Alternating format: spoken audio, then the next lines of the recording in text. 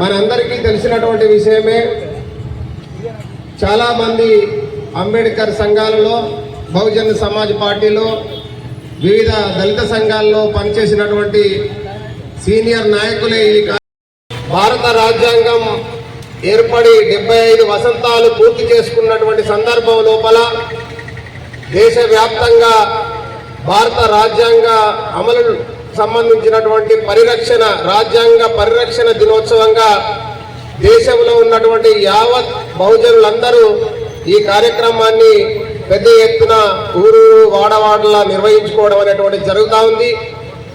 మరి మన నియోజకవర్గంలో ఉన్నటువంటి వివిధ మండలాలు, వివిధ గ్రామాల లోపల ఈరోజు ఉదయం నుండి కారు ర్యాలీ ద్వారా కానీ మరి అంబేద్కర్ విగ్రహాలకు పూలమాలలు వేసి ఘనంగా నివాళులర్పించి భారత రాజ్యాంగ పరిరక్షణ దినోత్సవంగా ఘనంగా ఉత్సవాలు నిర్వహించి మన హుస్నాబాద్ నియోజకవర్గ కేంద్రానికి వచ్చినటువంటి సందర్భంలో వారికి హృదయపూర్వకంగా సాదర స్వాగతం పలుకుతూ ఈ కార్యక్రమంలో పాల్గొన్నటువంటి పెద్దలందరికీ ప్రత్యేకమైనటువంటి జైభీములు తెలియజేసుకుంటూ, మరి మనందరికీ తెలిసినటువంటి విషయమే, డాక్టర్ బాబాసాహెబ్ అంబేద్కర్ గారు భారతదేశంలో గనక జన్మించి ఉండకపోతే మన అట్టడుగు వర్గాల, నిమ్న జాతుల, ఎస్సీ ఎస్టీ బీసీ మైనారిటీల యొక్క ఆర్థిక, రాజకీయ, సామాజిక స్థితిగతులు ఏ విధంగా మనము ఉండేటువంటి పరిస్థితులు ఉండనో ఒక్కసారి తలుచుకుంటేనే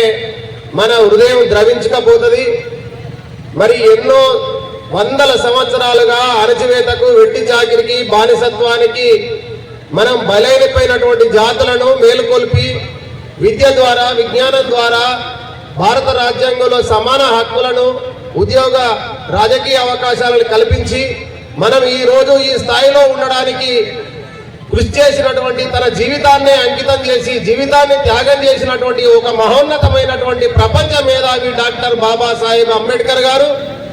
ఆ అంబేద్కర్ గారిని యావత్ జాతి ప్రజలు వారు జీవించి ఉన్నంత వరకు, సూర్య చంద్రులు ఉన్నంత వరకు మనం ఆరాధించాల్సినటువంటి అవసరం ఉన్నది. మరి మిత్రులారా, ఈరోజు భారతదేశంలో నెలకొన్నటువంటి రాజకీయ, సామాజిక, ఆర్థిక పరిస్థితులలో బహుజనులం చాలా వెనుకకు నెట్టివేయబడతా ఉన్నాం. ఒకప్పుడు ఉవ్వెత్తున లేచినటువంటి అంబేద్కర్ సంఘాలు, అంబేద్కర్ భావజాల ఉద్యమాలు, బహుజన ఉద్యమాలు వెనుకబడిపోయి మనువాద ఉద్యమాలు, మనల్ని అంచివేటటువంటి ఉద్యమాలు అనేకం కోకొలలుగా పుట్టుకొని వచ్చి మన ఎదుగుదలను ఓర్వలేక మనల్ని చీలికలు పేలికలుగా, సంఘాలుగా, రాజకీయ పార్టీలలో విడదీసి మనల్ని పడగొట్టి వాళ్ళు పైకి లేస్తా ఉన్నారు, రాజ్యాధికారాన్ని దక్కించుకుంటా ఉన్నారు. మరి ఏదైతే డాక్టర్ బాబాసాహెబ్ అంబేద్కర్ గారు బోధించు, సమీకరించు, పోరాడు రాజ్యాధికారం ద్వారానే మన అవకాశాలను మనము లాక్కోవాలి తప్ప మనం బిచ్చమెత్తుకోవద్దు అనేటువంటి బాబు జగజీవన్ రావు గారి, అంబేద్కర్ యొక్క ఆశయాలను, వారి యొక్క ఆలోచన విధానాన్ని మన మహిళలకు కానీ, యువకులకు కానీ, మన భావితరం పిల్లలకు కానీ, విద్యార్థులకు కానీ మనం గ్రామాన అందరికీ బోధించలేకపోతున్నాం, చేరవేయలేకపోతున్నాం. మన ఉద్యమ స్ఫూర్తిని రగిలించలేకపోతా ఉన్నాం. మనం అనైక్యతతో విడిపోతా ఉన్నాం. సోదరులారా, ఈ మధ్య కాలంలో చూడండి, బీసీలు ఏబిసిడి గ్రూపులుగా ఉన్నప్పటికీ కూడా వాళ్ళ హక్కుల సాధనతో పాటు వాళ్ళ రిజర్వేషన్ శాతాన్ని పెంచమని, రిజర్వేషన్ పెంచిన తర్వాతనే ఎన్నికలకు వెళ్ళమనే ఒకటి స్లోగన్ డిమాండ్ తోటి యావత్ భారతదేశం అంతా వాళ్ళు ఐక్యంగా పోరాడుతూ ఉన్నారు. మరి మనమేం చేస్తా ఉన్నాం? జనాభా దామాషా ప్రకారం భారత రాజ్యాంగంలో 15% రిజర్వేషన్లు ఇస్తే ఆ 15% కోసం పంచుకోవడానికి ఏబిసిడీల కొరకు మనం హక్కుల కోసం ఉద్యమిస్తూ కొందరం ఆ హక్కులను అమలు కాకుండా కొందరం విడిపోతా ఉన్నాం. మరి బీసీలు ఏబిసిడీలు గ్రూపులు ఉంటే వాళ్ళకి అన్యాయం జరిగిందా? మనకి ఏబిసిడీలు గ్రూపులు ఉంటే అన్యాయం జరుగుతుందా? మనం విడిపోతా ఉన్నాం, వాళ్ళు కలిసి ఉంటా ఉన్నారు, రిజర్వేషన్ శాతాన్ని పెంచమంటా ఉన్నారు. మరి మనం కూడా జనాభా దామాషా ప్రకారం రాజ్యాంగం స్వాతంత్రం వచ్చిన తర్వాత ఉన్నటువంటి జనాభా, ఇప్పుడున్నటువంటి జనాభా దామాషా ప్రకారం మనకి 25 నుంచి 26% ఉమ్మడి రిజర్వేషన్ వచ్చేటువంటి అవకాశం ఉన్నది. ఆ ఉమ్మడి రిజర్వేషన్ కోసం మనం ఐక్యంగా పోరాడలేకపోతా ఉన్నాం. అంతేకాకుండా ప్రైవేట్ రంగంలో, ప్రభుత్వ రంగంలో అవకాశాలు తగ్గించి ప్రైవేట్ రంగంలో రిజర్వేషన్లు లేకుండా ప్రైవేట్ రంగంలో ఉపాధి, ఉద్యోగ అవకాశాలను దేశ, రాష్ట్ర ప్రభుత్వాలు కల్పిస్తూ ఉంటే ప్రైవేట్ రంగంలో రిజర్వేషన్లు అమలు చేయాలని మనం ఐక్యంగా పోరాడలేకపోతా ఉన్నాం. మన ముందున్నటువంటి భావితరాలకు భారత రాజ్యాంగం ఫలాలు అందించాలన్నా, బాబాసాహెబ్ ఆశయాలు అందాలన్నా, ఆలోచన విధానం అమలు కావాలన్నా మనం ఉమ్మడి రిజర్వేషన్ జనాభా దామాషా ప్రకారం పెంచడం కోసం మనం పోరాటం చేయాలి. ప్రైవేట్ రంగంలో రిజర్వేషన్ల అమలు కోసం మనం పోరాటం చేయాలి. మన విద్యా ఉద్యోగ అవకాశాలతో పాటు రాజకీయ రంగంలో రాజ్యాధికారం వైపు మనం ప్రయాణం సాగించినప్పుడే, రాజ్యాధికారం దిశగా మనము ఐక్యంగా పోరాటం చేసినప్పుడే డాక్టర్ బాబాసాహెబ్ కన్నటువంటి కళను నిజమయ్యేటువంటి అవకాశం ఉన్నది. కాబట్టి మిత్రులారా, సీనియర్లు, జూనియర్లు, తర్వాత మధ్య వాళ్ళమని అనుకోకుండా మన లక్ష్యం, ఉమ్మడి లక్ష్యం నెరవేర్చుకోవడానికి, ఉమ్మడి ఫలాలను అందుకోవడానికి మనం దేశజాలకు పోకుండా మహిళలను, యువకులను, విద్యార్థి లోకాన్ని అందరినీ కలుపుకొని రాష్ట్ర, జాతీయ స్థాయిలో ఒక ఐక్య ఉద్యమాన్ని నిర్మించి అంబేద్కర్ కన్న కళను నిజం చేయడానికి మనవంతు పాత్ర పోషించాలని కోరుకుంటూ, తెలంగాణ అంబేద్కర్ సంఘం నిర్వహిస్తున్నటువంటి కార్యక్రమానికి వారిని మొదటిసారి వాళ్ళకు ధన్యవాదాలు తెలియజేస్తున్నాం.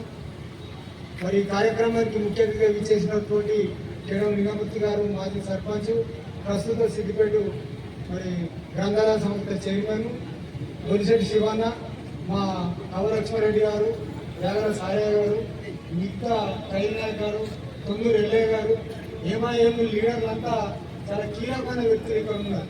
నేను ఒకటే విషయం చెప్పదలుచుకున్నాను.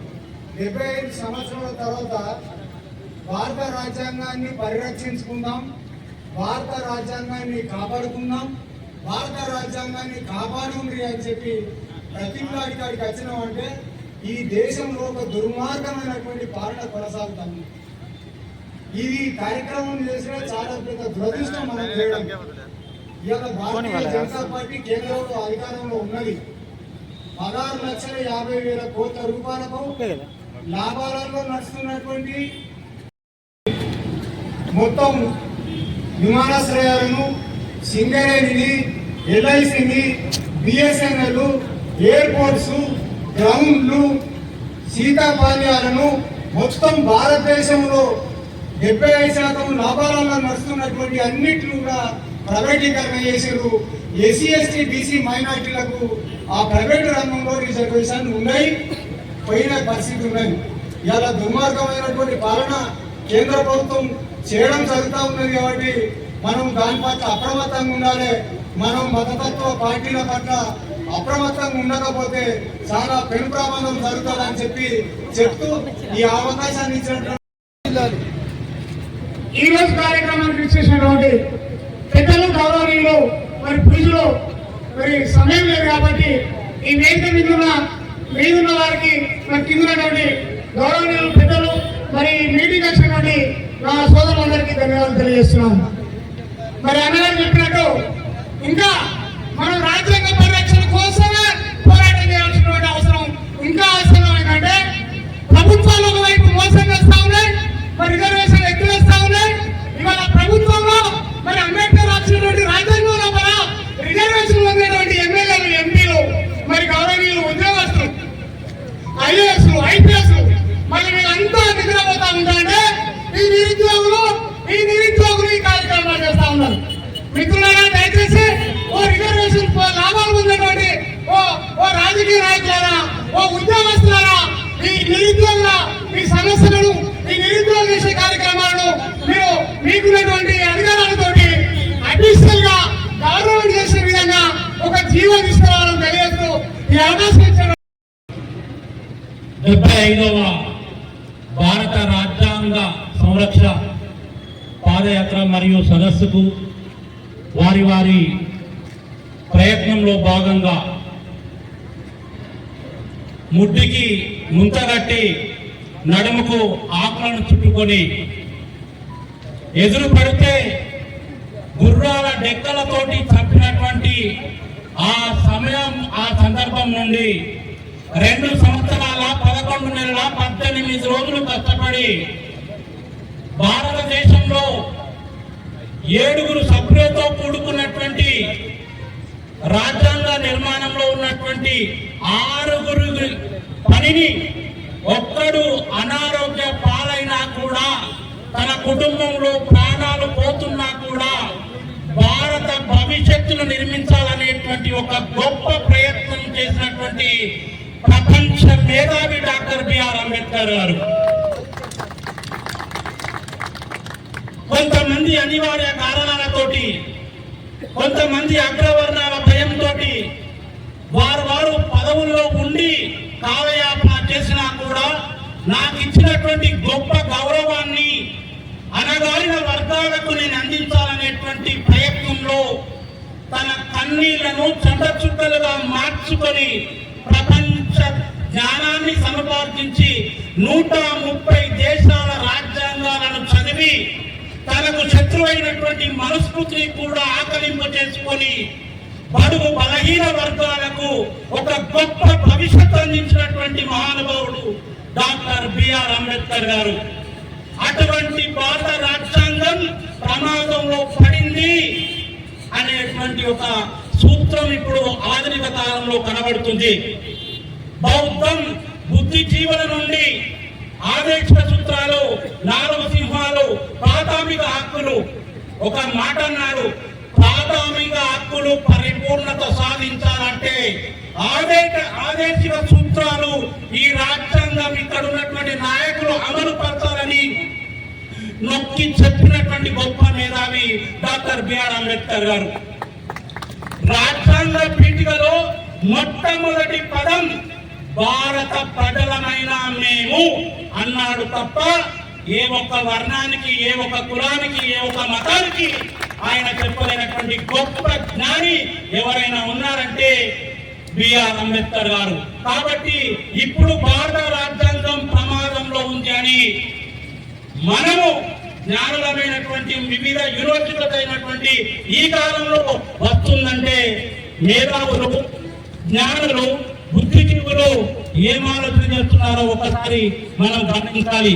కాబట్టి మేధావులారా, బడుగు బలహీన వర్గాలారా, ఓటు హక్కు బిర్లా టాటాకు కటిక బీదవాడికి ఒక ఆయుధాన్ని ఇచ్చినటువంటి వ్యక్తి, ఓటు అనేటువంటి ఆయుధాన్ని ఇచ్చినటువంటి వ్యక్తి డాక్టర్ బిఆర్ అంబేద్కర్ గారు. ఆ రాజ్యాంగాన్ని మనం అనుకుంటున్నాం, రాజ్యాంగం అనుకుంటున్నాం. అది డాక్టర్ బిఆర్ అంబేద్కర్ ఆత్మ. డాక్టర్ బిఆర్ అంబేద్కర్ ఆత్మది. ఒకవేళ కనుక భారత రాజ్యాంగానికి ప్రమాదం ఏర్పడితే భారత రాజ్యాంగంలో బహుముఖ ప్రజ్ఞాశాలి అయినటువంటి అంబేద్కర్ ఆత్మకు ప్రమాదం కలిగినట్టే అని నేను ఇక్కడ వ్యాఖ్యానిస్తున్నాను. కాబట్టి ఆత్మను కాపాడుకోవాలి, ఆ ఆలోచనతో ముందుకు పోవాలి.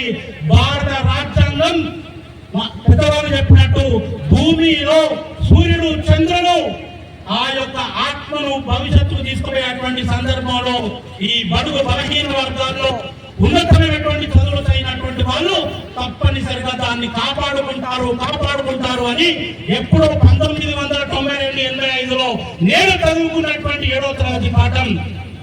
దళిత వాడలో పుట్టి పేదరికంలో పెరిగి బడిలో చివరన ఊరికి దూరంగా కులకత్తపు వడ్డీ గీతాలు కోటి భక్తులు లేవనెత్తగా ఎటు చూసిన అజ్ఞానం, చుట్టూరా అంధకారం, బాధలు, ఈసడింపులు, వారి బతుకుల విముక్తి కోసం దేశాలలో తిరిగి రాజ్యాంగాలలో చదివి నీవు కూర్చిన రాజ్యాంగం జాతి జనుల కరదీపం, బడుగులకు దీవెనకు బతుకునిచ్చిన అంబేద్కర్ రుణ పట్టది నీకు భరత జాతి, రుణ పట్టది నీకు భరత జాతి. ధన్యవాదాలు.